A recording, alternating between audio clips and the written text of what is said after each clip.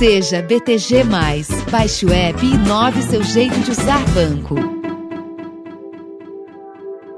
A cada novo ciclo eleitoral, se discute a necessidade de uma profunda reforma política. Como se ela, por si só, resolvesse todos os nossos problemas de representatividade. Neste ano não é diferente. A Câmara dos Deputados tenta emplacar um pacote de mudanças.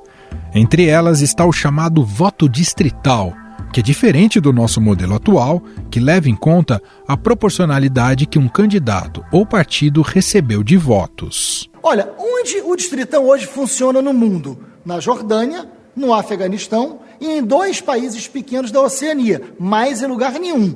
Olha, se é tão bom, por que funciona em tão poucos lugares? Este é o deputado federal Marcelo Freixo, do PSB do Rio de Janeiro. Só para que você entenda melhor, no formato da votação existente hoje, a distribuição de vagas nos legislativos federais, estaduais e municipais é feita proporcionalmente à soma total dos votos recebidos por cada partido. Entram nessa conta os votos dos eleitos, dos derrotados e os da legenda. Já no distrital, são eleitos os candidatos mais votados em cada estado ou município. Não existe voto na legenda. Se um estado tiver 50 cadeiras, os 50 mais votados serão eleitos. Ou seja, em 2018, o recordista de votos para deputado federal foi Eduardo Bolsonaro, que teve mais de 1.800.000 votos. Com o voto distrital, ele teria o mesmo peso na disputa de que o deputado Abuani, também do PSL, que teve pouco mais de 69.000 votos. No sistema atual, os votos excedentes de Eduardo Bolsonaro entram na conta que define a distribuição de vagas para cada partido e ajudam a puxar outros candidatos da mesma sigla, mesmo que com votações inexpressivas. É um sistema, para mim, arcaico, atrasado, superado, não existe no mundo, onde nós teríamos aqueles que fazem mais votos seriam os eleitos. Nesse contexto, acabam com os partidos, acabam com o coletivo, viram os donos de mandato, quem tem dinheiro, ser candidato ganha, quem não tem dinheiro fica em casa. É a lei da selva. Quem fica no topo da cadeia alimentar vai matando os outros. Este é o deputado federal Pompeu de Matos, do PDT do Rio Grande do Sul.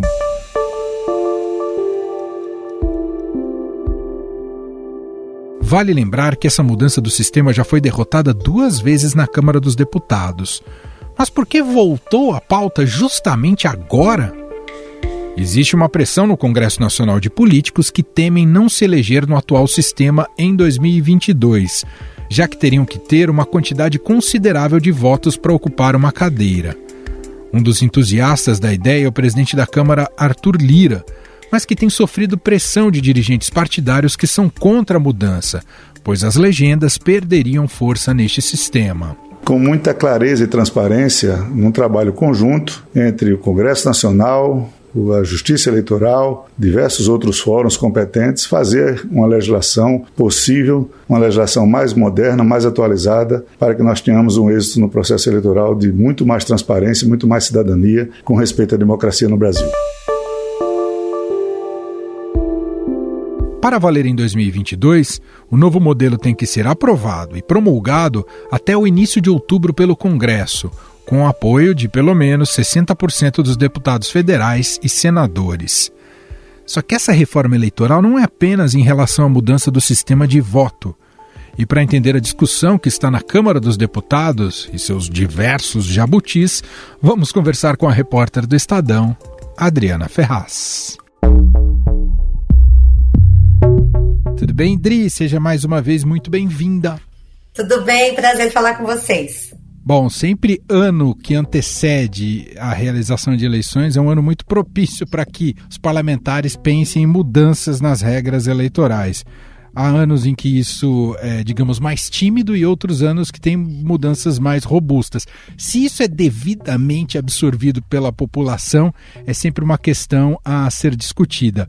Mas, Dri, queria te ouvir. O que está em jogo para esse ano de 2021 que pode impactar nas eleições do ano que vem, Dri? Olha, acho que tudo que a gente possa imaginar. É impressionante, resolveram colocar no mesmo balaio tudo quanto é tipo de regra que a gente conhece ou não conhece em relação às eleições.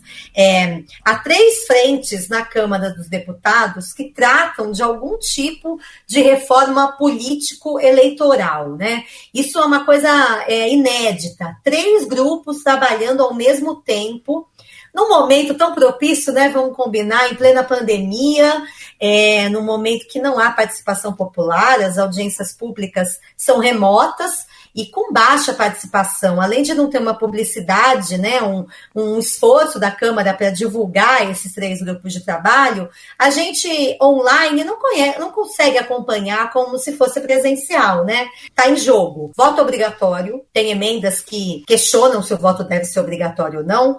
Está em jogo candidatura avulsa, que é a pessoa poder se candidatar sem ser filiada a um partido. Que mais? Está em jogo o sistema eleitoral, esse é muito complexo de explicar. A gente, quando vai votar para deputado estadual ou federal e para vereador nas nossas cidades, a gente vota no candidato que a gente escolheu, ou candidata, ou a gente vota na legenda. Há essa possibilidade de você votar só no partido. E há outros modelos que não levam em conta essa possibilidade de se votar na legenda, que levam em conta, por exemplo, só os mais votados. Esse é o chamado distritão, Emanuel, que é um dos grandes temas polêmicos dessa reforma. É trocar o nosso sistema atual, em que o voto no partido é levado em conta, não se joga fora nenhum voto, mesmo que o seu candidato não tenha sido eleito, ele ajuda o seu partido ou a sua coligação. Pelo distritão, você vai lá, vota num candidato para ser deputado federal por São Paulo. Se ele tiver entre os 70 mais votados, temos 70 deputados federais, por ser o estado mais populoso, ele entra na lista.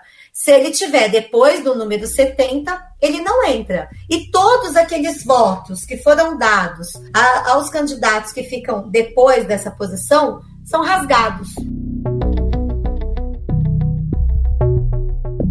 E o mais irônico nessa história, Dri, né, a gente discute tanto aqui, você que está aí na política sabe bem disso, a gente ouve tantos especialistas, se discute tanto a falta de representatividade que tem os partidos no Brasil, a falta de penetração e influência dos partidos na sociedade civil brasileira, que muita gente no país acha que a eleição é como se fosse o distritão, né? Pouca gente entende o nosso atual modelo, o modelo proporcional. Muita gente acha que ganha quem tem mais voto, mas isso só funciona, claro, não nas eleições legislativas. Mas, enfim, para você ver o nível de confusão que a gente tem já nas atuais regras eleitorais, não é, Adri? Sim. E realmente é um sistema complexo. Ninguém aqui está dizendo que é fácil de entender. A gente mesmo, vira e mexe, vai escrever sobre ele e tem que pesquisar para não escrever bobagem, porque é difícil mesmo Verdade. De entender e também de explicar. Mas eu vou tentar, vamos dizer assim, a gente quando no sistema proporcional, o partido tem peso ainda, né? Então os votos que você dá na legenda, ele ajuda a um outro candidato do mesmo partido, com o fim das coligações, a se eleger. Aliás, isso é uma coisa muito importante para a gente explicar. Esse modelo, então, proporcional, que pouca gente entende, ele tinha aquela fama, né, Manuel, de que é assim, eu votei no candidato B, mas eu ajudei a eleger o candidato C, que eu não queria, que é o tal defeito tiririca. Sim. Isso acho que as pessoas entendem mais. Ele, quando foi eleito pela primeira vez, ele surpreendeu e conseguiu uma marca de 1 milhão de votos, que nunca tinha acontecido, uma coisa que chamou demais a atenção. E pelas regras desse sistema proporcional, o limite de votos que é preciso para se eleger foi superado pelo Tiririca muitas vezes. Então, ele puxou com ele mais gente para a Câmara dos Deputados. Então, muita gente fala, eu votei no Tiririca, mas eu acabei elegendo fulano que eu não queria. Mas é assim que funciona no sistema proporcional. Depois de muita batalha, se aprovou na Câmara 2 questões importantíssimas. Uma delas é cláusula de barreira ou cláusula de desempenho. Então, essa cláusula faz o quê? Ela impõe ali uma fórmula matemática para que os partidos possam ter acesso a recursos públicos, como do fundo partidário, e também acesso ao tempo de TV e rádio durante a campanha eleitoral. Então, para que o partido consiga essas duas coisas, ele tem que fazer um mínimo de votos em 1/3 dos estados brasileiros. Não adianta fazer 11 num só estado, é isso que você está dizendo, né? Porque ele precisa ter representatividade. Esse acesso também vai ser delimitado de acordo com essa conta. Quem tem mais deputados tem mais acesso. Quem não consegue atingir essa cláusula não tem nada. Essa cláusula de barreira, muito defendida por especialistas em sistema eleitoral, ela já dá um freio nessa questão, votei em fulano e elegi ciclano. Outra coisa que foi aprovado, que ninguém acreditava que ia ser aprovado, foi o fim das coligações proporcionais, que é justamente você juntar um monte de partido numa mesma aliança, por exemplo, para eleger um prefeito, né? O prefeito é candidato, eu junto um monte de partido ali. Aquele monte de partido só vai servir agora para apoiá-lo na eleição dele, mas na hora de dividir os votos para o legislativo é cada um por si. Então, se você votar no Tiririca, o Tiririca tiver 1 milhão de votos, ele vai dividir o voto dele, mas com as pessoas do partido dele. Então, por incrível que pareça, e o professor Jairo de Colau, que é um dos grandes especialistas, se não for o grande especialista em sistema eleitoral partidário do Brasil, ele deu uma entrevista que ele fala isso. A gente fez uma reforma boa e a gente já quer mudar, a gente já quer estragar, a gente não quer dar tempo ao tempo para os efeitos acontecerem gradativamente. Porque qual é o efeito maior disso? É o número de partidos diminuir. Então, veja só a gravidade. O que a gente quis fazer foi justamente levantar essa bola. Olha, a gente só fala em vacina, a gente só fala em CPI, né? Todo mundo está querendo retomar a vida com a vacinação e tudo mais, mas enquanto isso, tem gente lá no Congresso, na Câmara, que já está planejando outras coisas, né? Eu queria voltar num item que você citou no princípio, que é um tema que sempre volta a cada eleição no Brasil. E eu sei que divide especialistas também, a questão do voto obrigatório. Isso é uma coisa que também deve ganhar força nessa possível reforma ou não, Dri? Sinceramente, eu acho não. Eu acho que tem coisas que estão ali reunidas que são só para fazer bolo, sabe? Sim. Você sabe aquela velha estratégia de você colocar 50 pontos para aprovar 5? Então, assim, colocando tudo quanto é assunto, o voto obrigatório, que isso é uma questão de constituinte mesmo, né? Não é uma conversa ali de meia dúzia de deputados que vai definir se o voto obrigatório ou não no país. O que vai ser aprovado, na verdade, são coisas que já estão mais debatidas. Porém, assim, numa dessa passa, né? Numa dessa a gente pensa que não vai, fazem um emendão ali, um texto que é apresentado às pressas e passa. Mas o Rodrigo Pacheco já disse que não é prioridade no Senado. Pode ser que o Senado freie, pode ser que não vá muita coisa para frente. O que deve ir para frente é cota para mulher, é muito importante. É importante você chegar nesse ponto, porque hoje a gente tem uma questão de cota para mulher em termos de candidatura, se eu não estou errado, 30%. O que pode mudar? Qual que é a proposta, Adri? Agora não é nem candidatura ou recurso, agora é reserva. Do total de cadeiras da Câmara, hoje são 513 deputados. Uma das propostas prevê que 15% dessas cadeiras sejam obrigatoriamente ocupadas por mulheres. Seria 15% na primeira eleição, depois passaria para 20% até chegar a 30%. Essa é a proposta que está mais debatida por enquanto. Agora, vou falar aqui como mulher e você sabe muito bem disso. Não somos 30% da população. Somos mais de 50%. Isso não nos atende. Então é muito, muito, muito ainda discreta. O PSOL e partidos de esquerda que tem a questão do feminismo, não é nem feminismo, da representatividade como uma bandeira, já aumentaram esse limite para chegar a 50% o mais breve possível. Agora, a Câmara é feita de homens. E aí eles vão ser colocados à prova para saber como vão votar esse ponto. Olha, eu queria marcar no meu caderninho, viu? Como votou cada um ali nessa questão. Eu me recordo que tem o caso da França, né? Que fez essa transição, esse processo, e hoje chega a porcentagens muito semelhantes na distribuição, né, com cota mesmo, né, na distribuição igualitária entre homens e mulheres nas câmaras. É um caso bastante interessante, vamos ver se isso também ganha força aqui no Brasil. Dri, mais uma vez, muito obrigado e até uma próxima. Obrigada, até.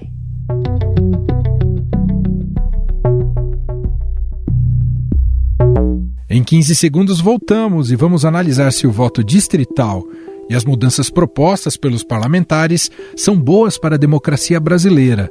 E a gente vai bater um papo com o cientista político e pesquisador do Laboratório de Política e Governo da Unesp de Araraquara, Bruno Silva. Estadão Notícias.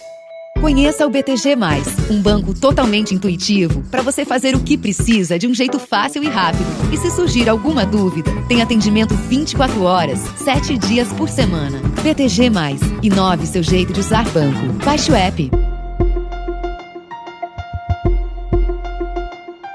Para estudiosos do assunto, o Distritão enfraquece os partidos e fortalece políticos famosos e celebridades. Em 2018, o uso do Distritão teria feito com que 64 das 513 cadeiras da Câmara mudassem de dono. Os principais beneficiários desse modelo seriam políticos veteranos que acabaram ficando sem vaga com o sistema proporcional. É preciso que nós desmistifiquemos esse conceito. E podemos começar essa desmistificação olhando para a casa vizinha, para o Senado da República, onde todos os 81 representantes das unidades da federação são eleitos pelo sistema que se convencionou chamar de distritão e que tem como título oficial voto uninominal, majoritário e intransferível. Este é o deputado federal Leonardo Gadelha, do PSC da Paraíba. Além do distritão, há propostas intermediárias, como o chamado distritão misto, que é uma mistura do novo modelo com o atual, ou seja, cada um dos sistemas elegeria 50% das cadeiras. Para diminuir os ruídos em torno do distritão, a comissão especial que analisa o tema tem discutido uma espécie de cláusula de fidelidade partidária para diminuir o enfraquecimento que esse sistema significaria para as legendas.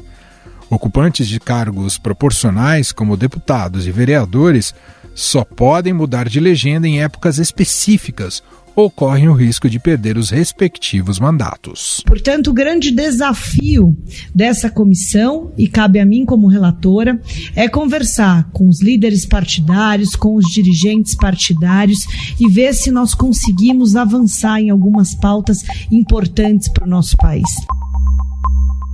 Esta é a deputada federal e relatora da proposta, Renata Abreu, do Podemos de São Paulo.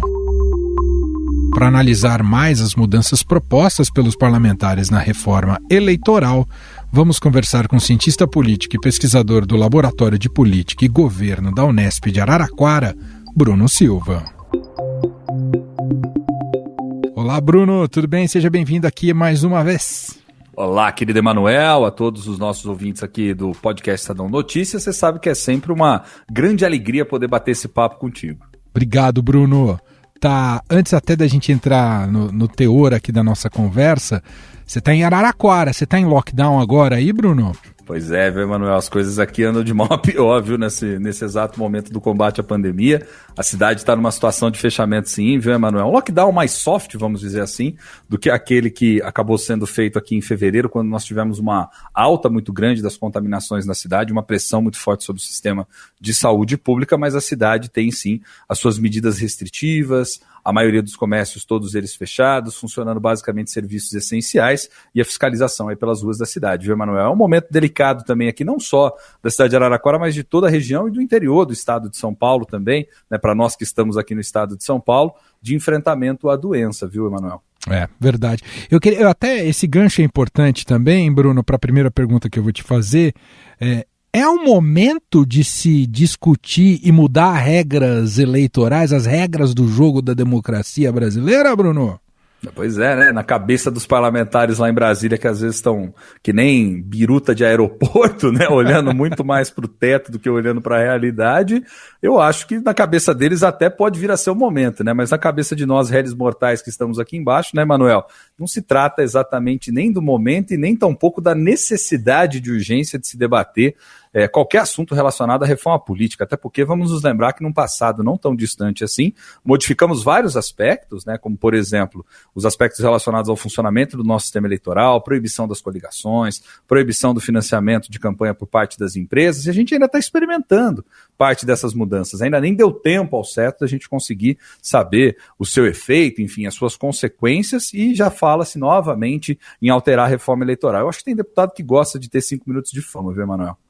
Entre as propostas, Bruno, está uma das mais polêmicas e parece que tem coro, é a mudar a questão do voto proporcional para o tal distritão.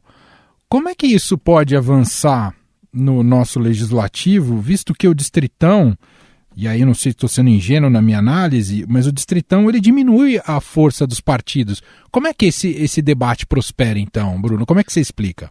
Emanuel, eu gosto de explicar essa sua pergunta, aliás, vou explicar essa sua pergunta a partir daquela metáfora. Você vai lembrar, a gente que é um pouquinho mais antigo, lembra daquela cena do Didi cantando esse é um país que vai para frente e aí o país caminhava para trás, Emanuel? Não sei se você lembra dessa, né? Sim. Então o distritão ele tá um pouco nessa linha, né? Esse é um país que vai para frente, só que não. Por quê?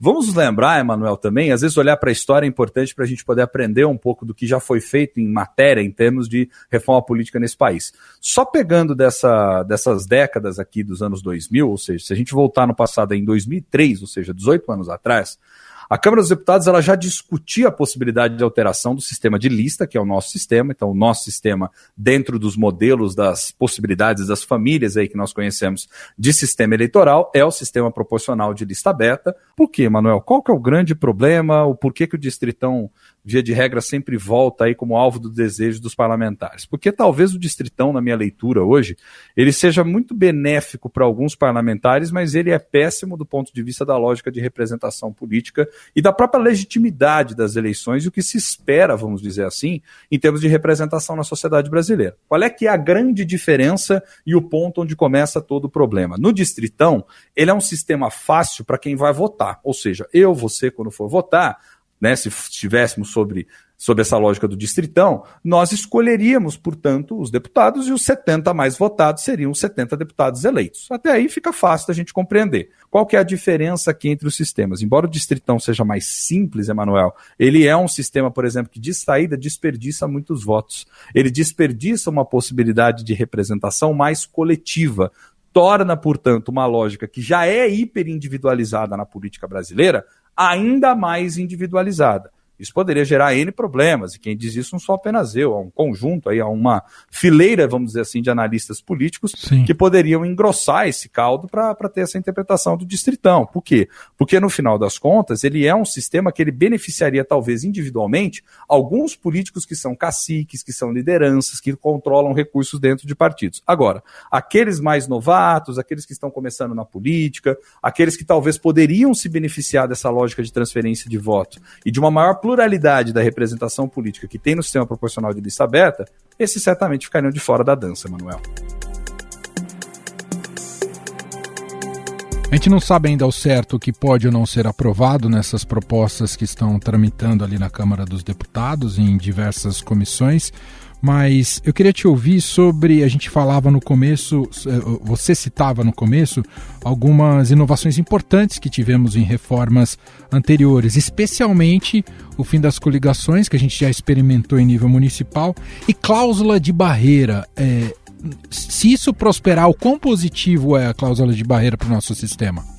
Então, Emanuel, a cláusula de barreira ela já passou a valer nas últimas eleições. Alguns partidos tiveram, como a gente sabe, e é notório isso, uma dificuldade muito grande de conseguir atingi-la, e alguns, inclusive, já têm discutido possibilidades de fusão, alguns pequenos partidos de esquerda, outros pequenos partidos de direita também, algumas possibilidades de fusão, de novas incorporações, enfim, de tentar sobreviver nesse ambiente que se tornaria um ambiente mais competitivo.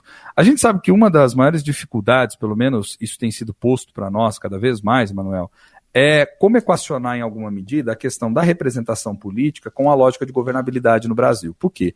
Porque nós temos um Congresso que ele é muito fragmentado e muito do argumento que caminhou no sentido de adoção da cláusula de barreira era no sentido de tentar forçar os partidos a serem não só mais competitivos, mas forçar os partidos a terem plataformas, a terem projetos que pudessem convencer efetivamente as pessoas de escolherem por um partido A e não por um partido B, e tentar diminuir, portanto, globalmente, a quantidade de siglas no Brasil, porque em várias das leituras, esses seriam um dos principais desafios a serem enfrentados, porque no final das contas, uma grande quantidade de partidos políticos representados no Congresso torna a negociação política muito mais custosa, muito mais dificultosa, vamos dizer assim, né? Então o que acontece, Emanuel? O argumento da cláusula de barreira, ele passa por aí.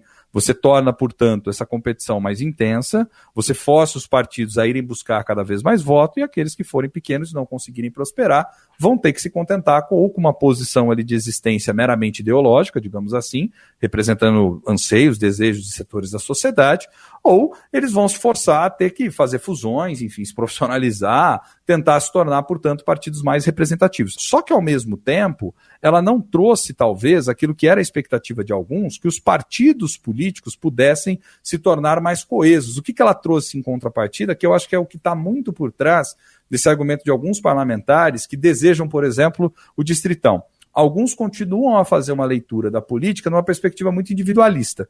Como você teve, além dessa adoção da cláusula de barreira, outras medidas, como, por exemplo, o fim das coligações, isso já forçou os partidos a terem que se estruturar melhor. Com o fim das coligações, você teve também uma outra coisa que aconteceu lá atrás, que foi a proibição do financiamento, né, das empresas diretamente ali nas campanhas políticas. Portanto, os partidos tiveram que se aproximar muito mais do Estado em busca de recursos, é onde se estruturou lá o fundão eleitoral, o Fundo Especial de Financiamento de Campanhas, por exemplo, e os partidos passaram cada vez mais a disputar esses recursos para que pudessem financiar, consequentemente, as suas campanhas. Mas, por trás disso tudo, ainda há o desejo dos políticos de tentar facilitar a sua vida. E como é que você consegue facilitar a sua vida dentro de um ambiente competitivo como esse, né, Manuel? É transferindo essa maior capacidade do partido de gerenciar a campanha, de destinar recurso, das disputas internas para isso e canalizando isso para as pessoas, para os líderes políticos.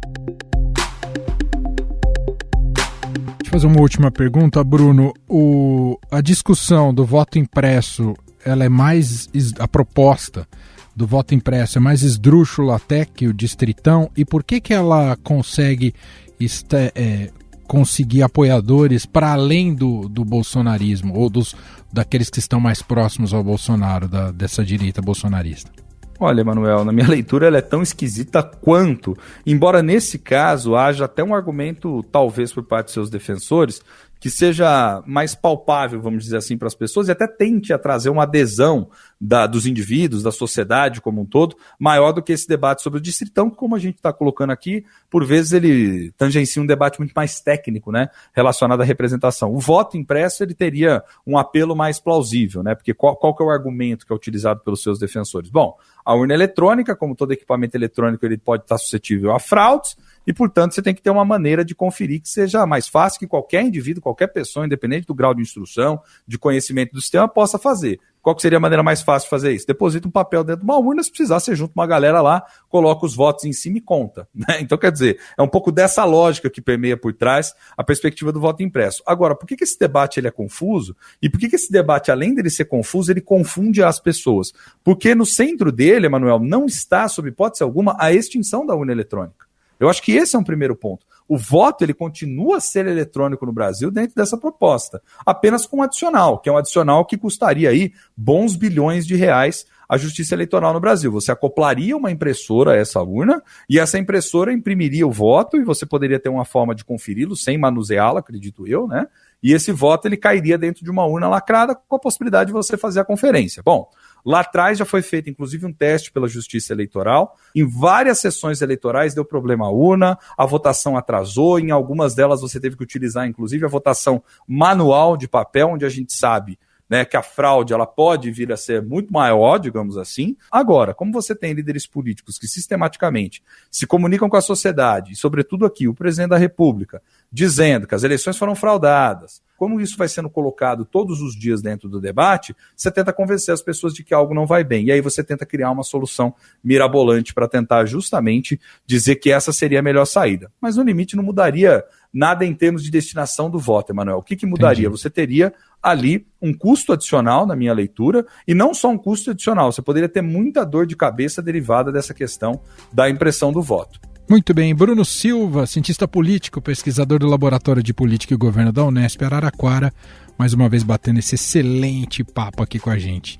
Obrigado, viu, Bruno? Imagina, eu que agradeço, querido. Um grande abraço para você, para todos os nossos queridos ouvintes aqui do Estadão Notícias, e eu fico sempre à disposição para a gente poder dialogar, porque é assim que a gente consegue avançar. Um abraço.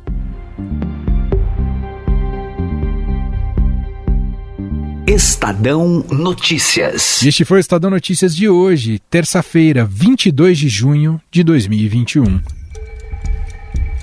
A apresentação foi minha, Emanuel Bonfim. Na produção, edição e roteiro, Gustavo Lopes, Júlia Corá, Ana Paula Niederauer e Jefferson Perleberg. A montagem é de Moacir Biasi, o diretor de jornalismo do Grupo Estado, João Fábio Caminoto. Escreva pra gente, podcast@estadão.com. Um abraço para você e até mais.